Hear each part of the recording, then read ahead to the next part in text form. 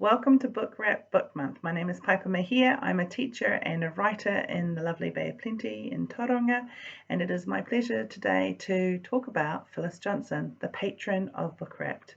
I met Phyllis when I was about 12 years old, and she was a co-owner of a collective art gallery called Fingerprints, which used to be situated near Memorial Park roundabout.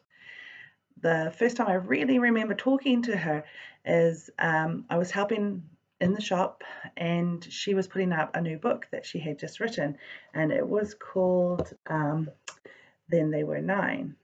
So, of course, being a reader, I read the book and I loved it.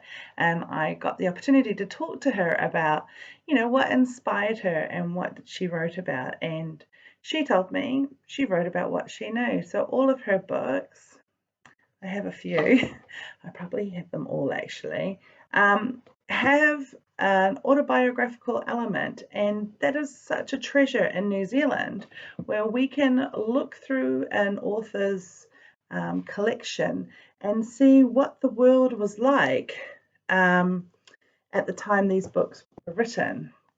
And Phyllis' books not only are autobiographical and give us a picture of New Zealand in the time that they are set, but they also have magic in them. And I don't mean magic as a type of genre, but I mean they captivate you as a reader. They take you time traveling in New Zealand, and that is something I've always appreciated. So Phyllis is not here to offer you a tip today, but I will on behalf of Phyllis. And my tip as a writer is, of course, write stuff that you're passionate about. And also remember that as a writer, you are going to leave a little bit about you and the world in which you live in every book you write. So don't forget to look around the world and see what is happening and see how you can honor that in your writing. So that's my tip. And of course, my task is find a family member, maybe someone you haven't talked to in a while, maybe somebody that you've never really asked about their lives.